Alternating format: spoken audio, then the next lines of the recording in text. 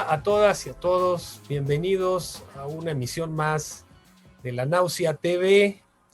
En esta ocasión tendremos el gusto de entrevistar a David Misael Jalapaxtián, veracruzano de la zona de los Tuxtlas, licenciado en Sociología y maestro en Ciencias Sociales por el Colegio de Michoacán. Bienvenido, Misael, un gusto tenerte aquí. Pues igualmente, Rafa, un gusto y un placer estar en este espacio para compartir algunas impresiones, ¿no? Excelente, bienvenido, David Misael. El día de hoy vamos a básicamente conversar con Misael con respecto a su trabajo de investigación de doctorado que está realizando en el Colegio de Michoacán, y como ya lo hemos hecho con otros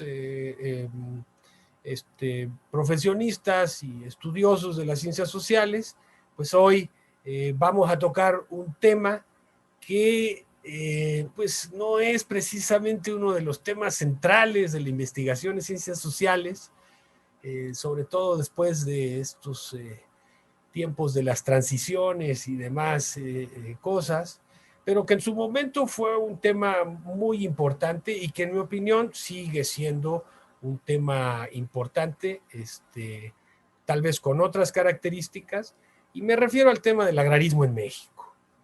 Sí, el tema del agrarismo en México, como ustedes saben, tuvo momentos muy importantes en los primeros años posteriores a la Revolución Mexicana, incluso todavía en los años 30 y 40 con la experiencia cardenista, y que poco a poco fue saliendo del foco, ¿no?, privilegiado de las políticas públicas, y a partir de la reforma del artículo 27 constitucional durante el salinato, que básicamente cancela definitivamente el agrarismo como una política pública por parte del Estado mexicano.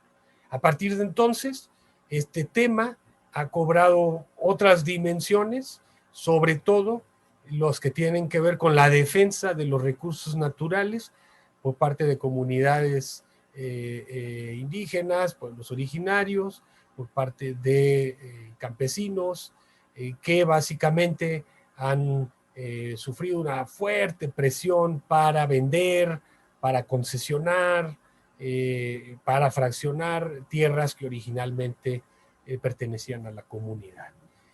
O peor aún, todos estos desplazamientos que se han dado precisamente por la enorme presión que hay sobre los recursos naturales en espacios y en regiones en los que por muchos años a nadie le interesaron. Entonces el fenómeno del agrarismo sigue vivo y se ha transformado, y sin embargo hemos encontrado, cuando revisamos precisamente el agrarismo, los estudios sobre agrarismo de los años posteriores a la Revolución Mexicana, pues lo que nos hemos encontrado es básicamente una visión nacional, como se hizo toda la historia política mexicana posrevolucionaria, y poco encontramos en términos de historia política y de luchas agrarias, de lo regional o incluso de lo local, ¿sí? Y bueno, precisamente el trabajo que Misael está desarrollando tiene que ver con, ¿sí?, la esfera regional y local, ¿sí?, de un tema como es el agrarismo, ¿no? Entonces, yo no quisiera seguir dando detalles, preferiría que en el transcurso de esta entrevista, pues, Misael nos platicara un poco, ¿sí?, de algunas cuestiones o de algunos elementos de su trabajo. Empezaría por preguntarle ¿por qué el tema del agrarismo? ¿Por qué surgió ese tema y resultó de tu interés para elaborar una tesis de doctorado, Misael? Adelante. Sí, bueno, Yo creo que es una motivación principalmente personal, sobre todo por esta parte de donde soy, sobre todo de la parte de los Tuxtlas, originario de San Andrés, que junto a otros municipios que actualmente conforman la región de los Tuxtlas, como Catemaco y Santiago Tuxtla, históricamente ha sido una región con elementos meramente rurales, ¿no? Obviamente, ese proceso histórico que hoy, digamos, en el presente vemos, mantienen algunos matices, ¿no? Y que han sido relevantes, pero también me parece que otra motivación también personal es la poca producción, ¿no? Por un lado, historiográfica, sobre todo esta parte del sureste de Veracruz, y también una parte, digamos, que también ha carecido los estudios sociológicos, ¿no? Adentrarse un poco, que ha representado hasta la actualidad estos sujetos agrarios, ¿no? Y sobre todo esta cuestión de que para el pensamiento, digamos, más allá académico o común, pues se ha visto la región de los Tuxtlas y otras regiones cercanas como regiones que han estado marginadas o donde existe constante pobreza, ¿no? En el imaginario se piensa que son regiones donde no ha llegado, digamos, la industrialización, donde no hay avance, donde son meramente regiones rurales, ¿no? O sea, en ese aspecto yo creo que son tres elementos que motivaron o incentivaron el interés por estudiar estos temas, ¿no? Más allá de que hoy actualmente, pues, pareciera que es un tema no muy poco seguido o incluso pareciera que, como lo dice Emilio Curi, o sea, para la historiografía se le ha olvidado ese pasado, ¿no? Donde la abundancia de estos estudios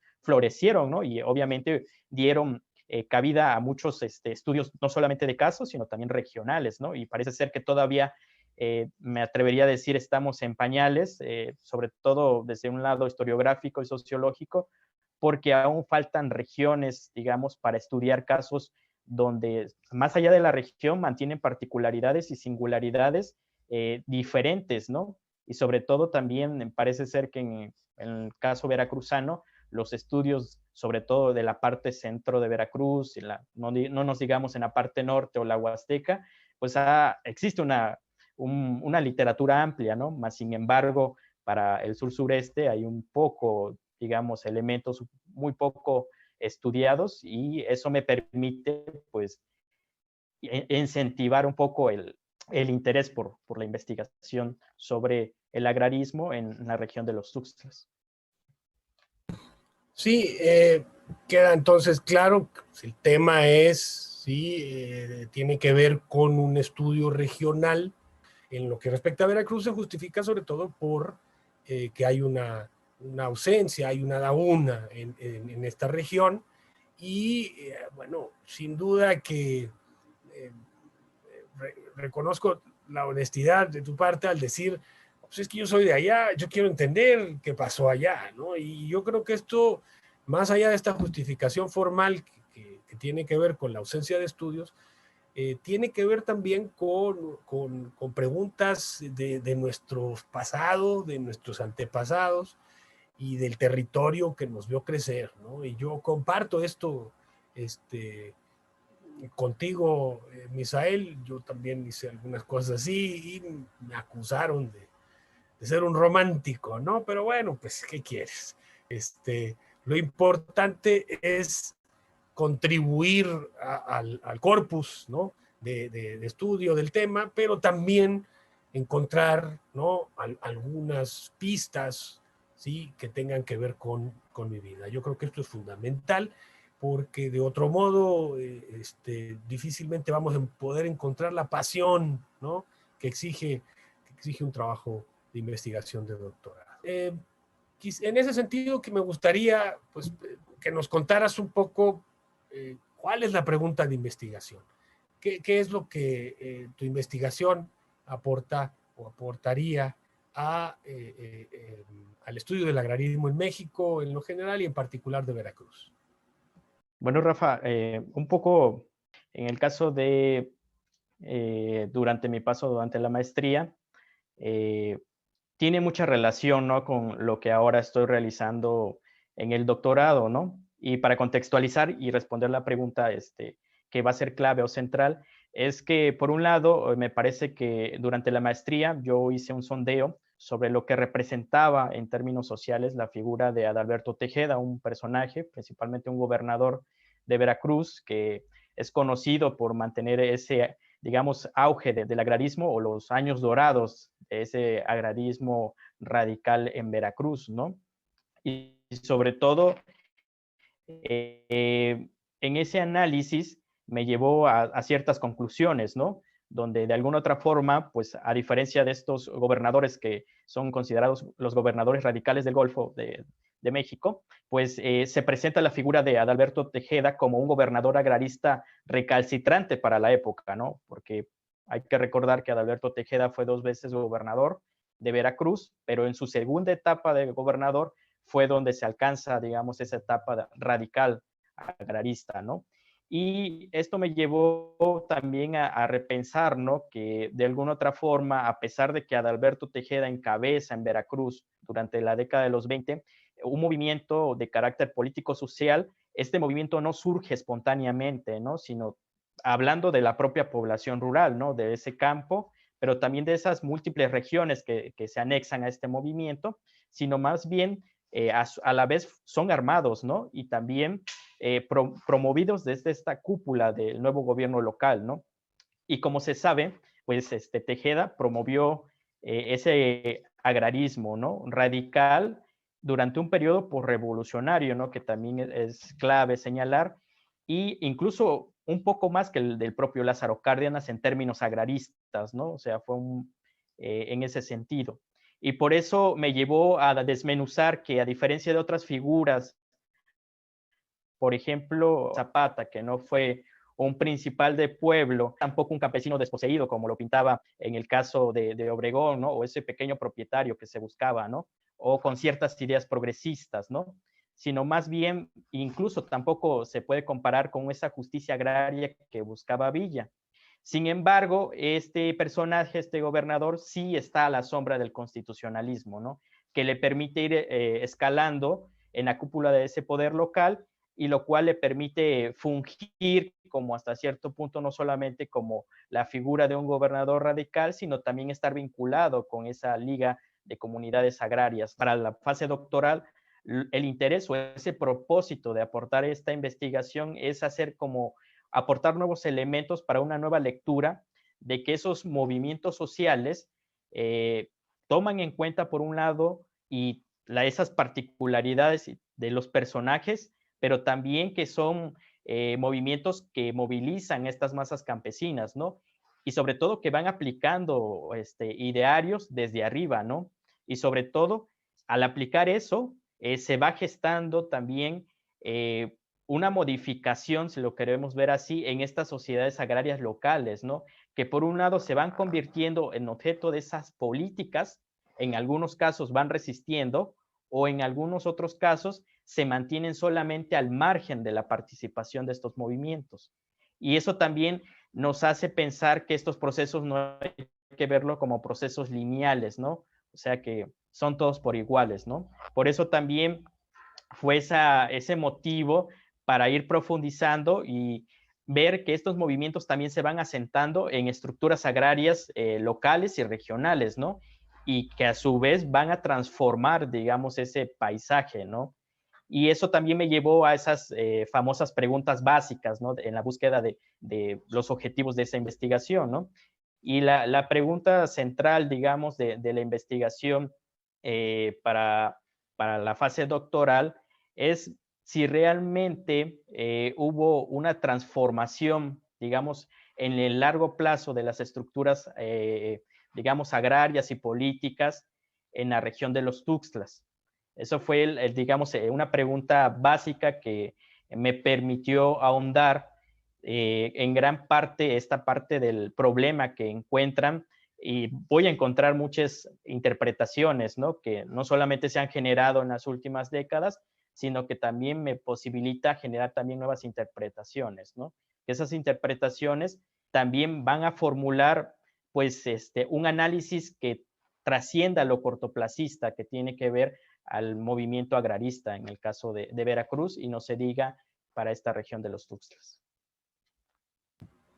Ok, en todo caso, entonces, una de las cosas que salta a la vista en lo que me estás comentando es que el agrarismo no es parejo, vamos, que no se da parejo en el país, sino que de alguna manera se da en función de las condiciones, de las estructuras socioeconómicas, incluso podría decir yo de la calidad de la tierra, de los cultivos y del nivel de organización pues, de la población, ¿no? Evidentemente. Y entonces, a mí me parece que esto es algo que va a caracterizar, por lo que tú comentas, tu trabajo, es decir, se trata de matizar, de ir a los matices, a los grises, ¿sí? Que cada una de las regiones y localidades imponen a los movimientos agraristas, ¿no? Y yo creo que eso es interesante porque efectivamente conocemos el caso de Alberto Tejeda y podría uno pensar que el agrarismo tejedista fue parejo en todo el estado de Veracruz y bueno, por lo que tú mencionas, no necesariamente, ¿no? Digamos que hubo espacios en los que el agrarismo tejedista tuvo mayor fuerza y hubo otros en los que no necesariamente se convirtieron en vanguardia agrarista o algo por el estilo, ¿no? Entonces, eh, la región de los Tuxtlas, ¿cuáles son sus características, digamos, en términos de explotación agraria? Bueno, Rafa, en relación a lo que comentas, para aquellos que han tenido la oportunidad de estar en la región de los Tuxtlas, que ahora lo que integran 5 municipios, más allá de Santiago, San Andrés, Catemaco, eh, Lerdo de Tejada y Hueyapan de Ocampo, históricamente era un excantón, esta administración política, administrativa, que históricamente siempre mantuvo esta conformación de 3 municipios, que era Santiago, San Andrés y Catemaco. Históricamente, por la temporalidad que marco, que es de los 20 hasta los 90, sigo ocupando, digamos, esta que históricamente se configuró por estas características, por un momento geográficas, porque es muy interesante, es una región que a pesar de que se encuentra en la parte sur-sureste, se encuentra enclavado en una pequeña sierra, ¿no? Es una pequeña sierra que está enclavada en esta parte costera, ¿no? Del Golfo de México, y que eso le da una particularidad y también una singularidad muy distinta a las regiones cercanas, ¿no? Que sería, por ejemplo, la cuenca de Papaloapan o lo que se le conoce ahora como la sierra, ¿no? De los Tuxtlas, ¿no? Que la sierra de los Tuxtlas también mantiene otros matices muy distintos con estos 3 municipios, ¿no?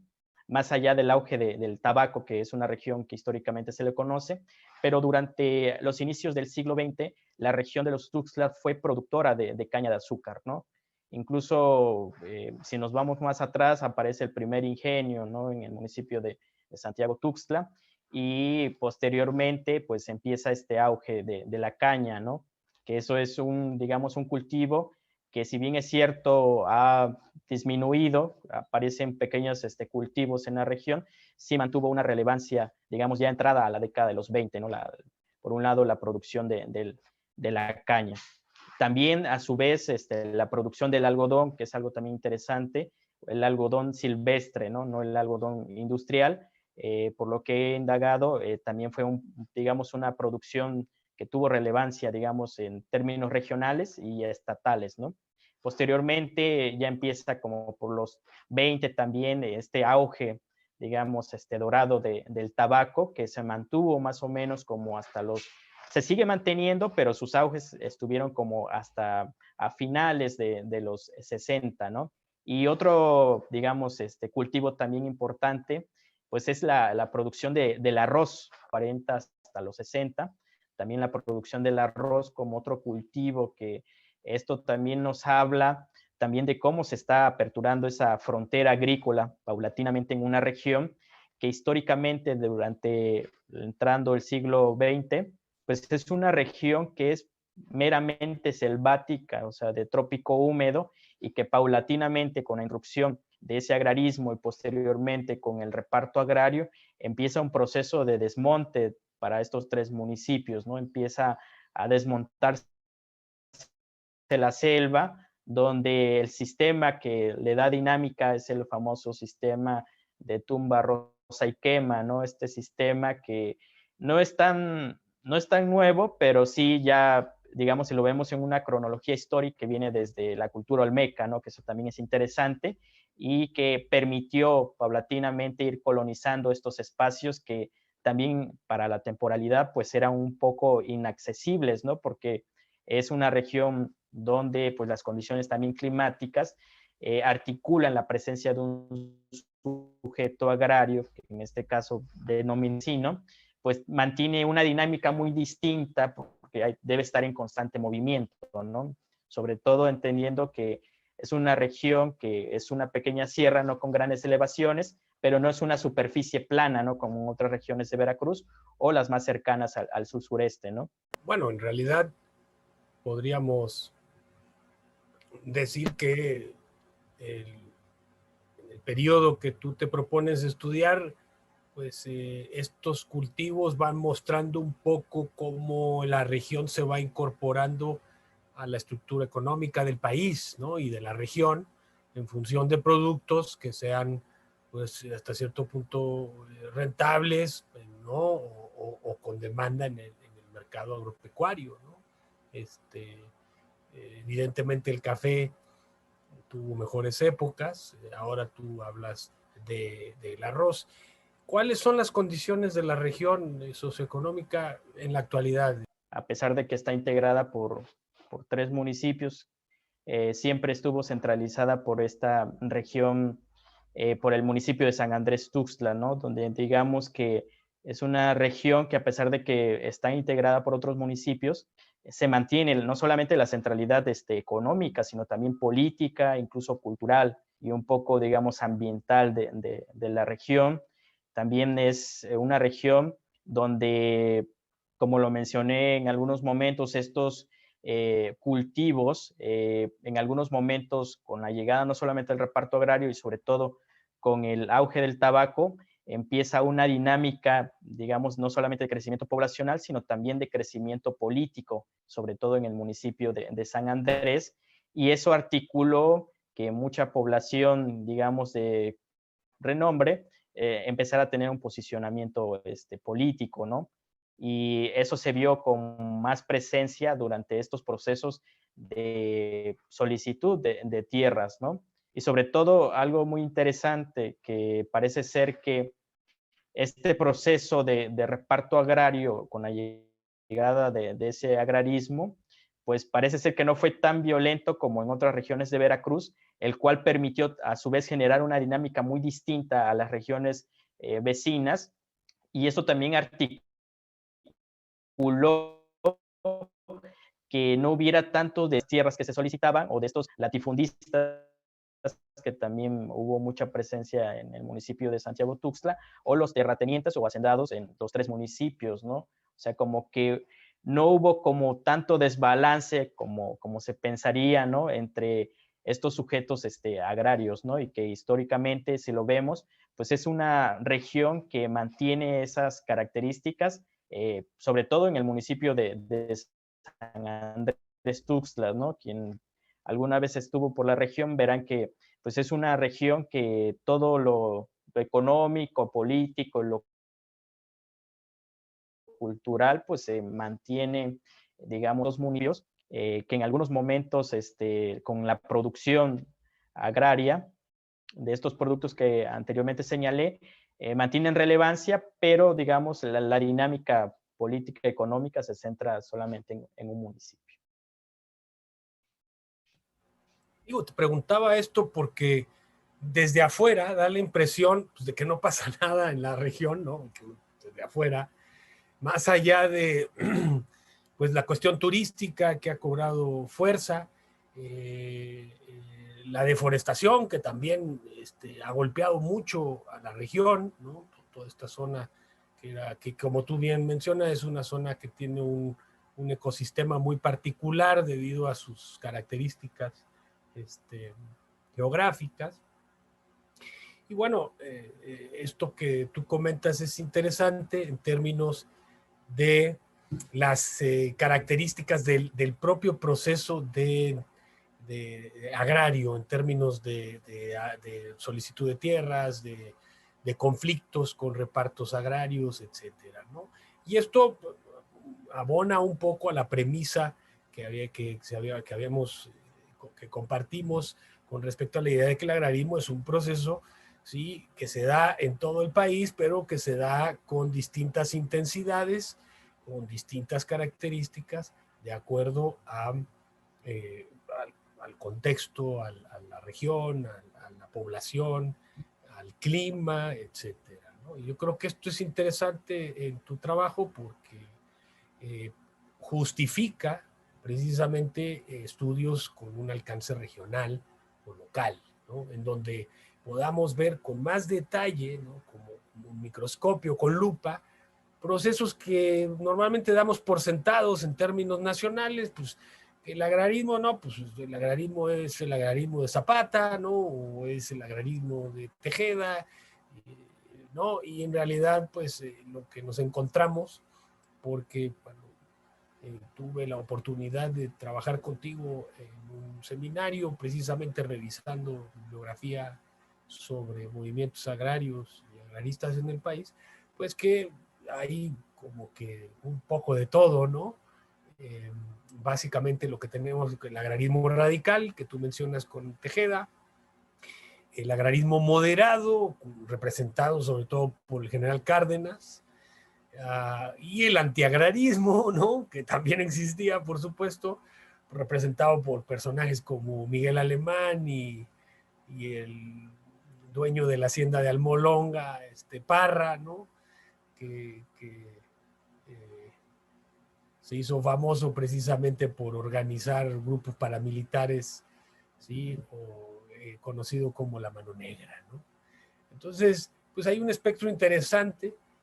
Creo que tu trabajo más que está plenamente justificado, y lo interesante aquí va a ser poder poner una pieza con mayor definición en este rompecabezas que es el estado de Veracruz, en términos de lo que históricamente, en términos de reparto agrario, se dio en la zona de los Tuxtlas, ¿no? Quisiera, pues, digo, a reserva de que hay muchísimo a platicar, pues me gustaría, como una manera de cerrar, ¿cuál es el lugar del agrarismo hoy en México, Misael?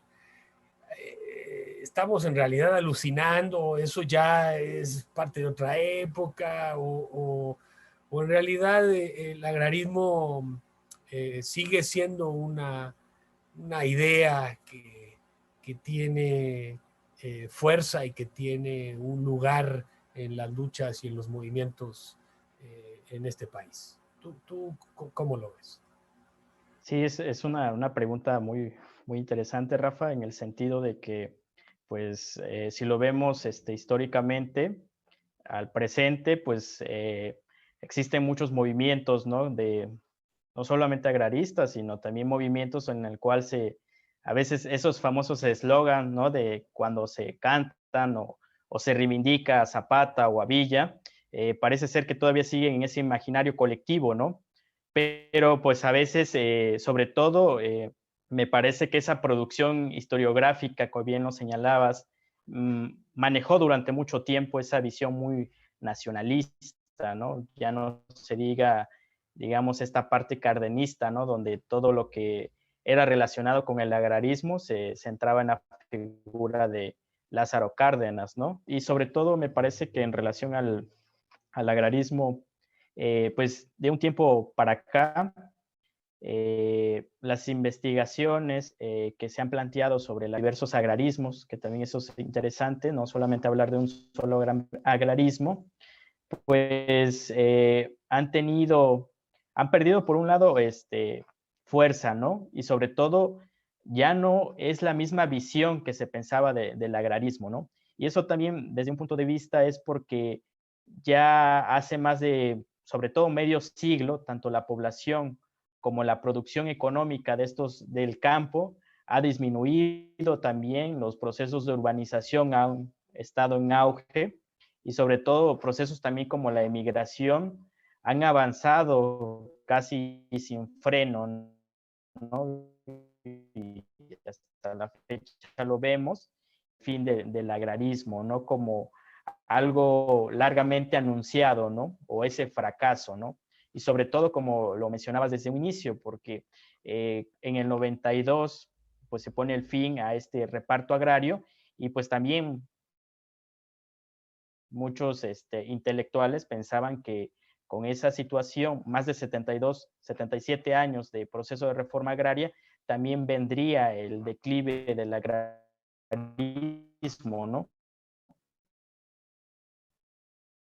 Y también que en algunos momentos este agrarismo va tomando cierto agrarismo de la década de los 20, que durante la llegada de Lázaro Cárdenas, o con otros gobernadores subsecuentes, en donde se le cambia no solamente el discurso político, sino también ideológico y el sentido de ese agrarismo, ¿no? Más sin embargo, siempre se ha apelado históricamente a estas luchas, ¿no? Agrarias, ¿no? En ese sentido, tendríamos que ir precisando históricamente cómo van surgiendo, pues sobre todo ese agrarismo en un periodo postrevolucionario, ¿no? Que también es interesante señalarlo, ¿no? Y sobre todo lo que se viene arrastrando posteriormente, ¿no? Por último, ¿cuál es la situación de la región que tú estás trabajando, de los Tuxtlas? ¿Hay conflictos agrarios? ¿Hay peticiones de tierras? Eh, ¿Cuál es la situación ahí en los Tuxtlas? Bueno, en relación a los Tuxtlas, pues es una región que desde los 20 pues apeló a ese sentido de proceso, no solamente de justicia agraria, sino también de solicitud de tierras, ¿no? Y como dato interesante, pues la región, más del 75% de la extensión territorial que conforma la región de los Tuxtlas, pues son prácticamente ejidos, ¿no? O sea, es muy poca la, digamos, esa propiedad privada, digamos, en la región, ¿no? O sea, imagínense, 75%, y que también mantiene características de ejido a ejido, porque cada ejido, pues, generó particularidades y esas singularidades, ¿no? Hasta la fecha sí existe conflicto, pero este conflicto está más relacionado ya con la llegada o la irrupción del famoso procede, ¿no?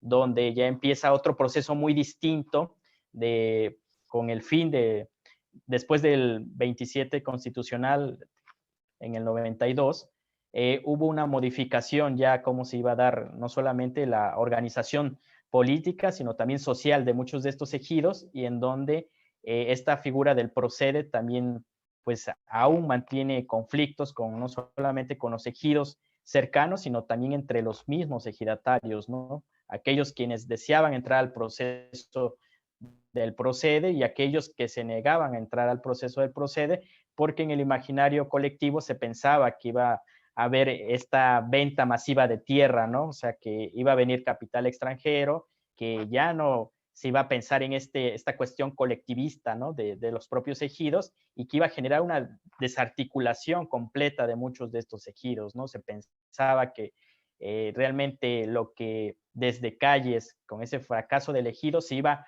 a cristalizar con la llegada de estos programas, ¿no? Y ahora lo que vemos también es mucho conflicto en relación a estos nuevos programas, ¿no? Que han llegado. Por ejemplo, hoy actualmente el conflicto ambiental de ir destruyendo partes de la selva con la llegada de estos programas, ¿no?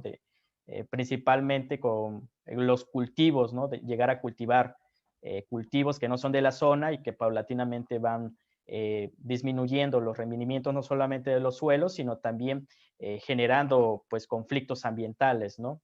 En aras de buscar una articulación económica y sobre todo local de muchos de estos ejidos, porque los ejidos con mayor extensión se encuentran dentro de la parte de la reserva de la biosfera de los Tuxtlas, más sin embargo, también ha habido situaciones no solamente con el gobierno actual, sino otros gobiernos pasados en el cual la irrupción de ciertas políticas públicas han generado también desarticulación, no solamente de la economía local, sino conflicto dentro de los propios integrantes de estos ejidos, ¿no?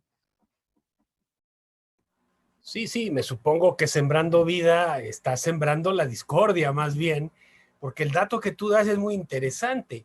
Es decir, 75% en, tierra, en manos ejidales y probablemente se ha mantenido más o menos así porque como tú dices, buena parte está en reserva de biosfera, entonces, pues por el momento, estas transnacionales pues no están, no le pueden hincar el diente, ¿no? Y esto de alguna manera baja el nivel del conflicto. Pero por otro lado, como bien mencionas, empiezan a competir más bien entre los grupos de ejidatarios y, ¿no? que tienen dotaciones de tierra, ¿no? Y entonces ahí no es, digamos que el conflicto está presente y potencialmente, ¿sí? Este conflicto cobre dimensiones que tienen que ver con lo ambiental y que tú sabes que lo ambiental es político. Al final de cuentas, si tú afectas al ambiente, en realidad estás afectando a las comunidades y a las gentes que viven ahí, a las personas que viven ahí, ¿no? Y entonces, claro, eh, eh, hay que estar, digamos, atentos a que la conflictividad evidentemente no es la misma que existía en los años 20, 30 o 40, en las que había un proceso de solicitud y de dotación, a un contexto en el cual ya hay una cierta estabilidad, pero de alguna manera las tierras altamente productivas de la región,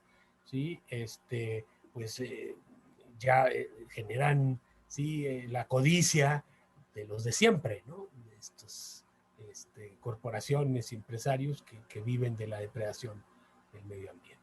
Entonces, me parece interesante, habrá que estar atento a tus hallazgos para Sí, comprender precisamente cómo se llegó a tener el 75% de la tierra en manos de ejidatarios. Esa es tal vez, ¿no? La parte que desde donde yo, desde acá, yo vería como una aportación muy importante de tu trabajo. Y cómo se va dando este proceso ¿no? de tierras comunes, más allá de lo que produzcan y de sus cambios en los productos que cultivan y que cosechan, pues cómo fueron logrando, pues, digamos que podría ser un caso si no único, pues raro, ¿no? En otras regiones en donde sucede exactamente lo contrario, ¿sí? Entonces, pues me parece muy interesante el dato. Creo que hay mucha materia, mucha tela de dónde cortar. Celebro, ¿sí? Que hayas elegido este tema más allá de tus intereses personales porque el problema de la tierra es un problema que no va a desaparecer, menos ahora, ¿no? Probablemente cobre otras características, sean otras las luchas, pero al final todo se reduce básicamente a la discusión de para qué y para quién la tierra, ¿sí? Y yo creo que en este momento la discusión es diferente a la que se daba en los años 30, 20, 30, 40, ¿sí? En términos de no tanto para quién, sino para qué la tierra, ¿sí? Si se va a usar básicamente para cultivo extensivo, perdón, si se va a utilizar para minas a cielo abierto, si se va a acabar con los mantos acuíferos para hidroeléctricas, y bueno, pues es básicamente eso lo que de alguna manera mantiene un nivel de conflictividad real y potencial, por supuesto, ¿no? Habrá que ver lo que nos traen los años que vienen, pero en todo caso, pues te felicito, te deseo el mejor de los éxitos en esta investigación. Eh, eh, Siempre es un largo y sinuoso camino, ¿no? Redactar un trabajo de tesis de doctorado, pero al final eh, confío plenamente en que tu trabajo contribuya a ir armando este rompecabezas, ¿sí? Que tiene que ver con el agrarismo, con los derechos de la tierra y, y y las poblaciones y las comunidades que están asentados en estos territorios, ¿no? No sé si quieras comentar algo más como cierre, Misael. Me parece que pues esta investigación, más allá de los aportes, también mantiene una relevancia en el sentido de que para entender este agrarismo, y no solamente el agrarismo en términos generales, sino esos múltiples agrarismos y también procesos como el de la reforma agraria o los procesos de cómo se están dando las transformaciones agrarias, pues eso también implica reconocer el impacto que tiene, ¿no?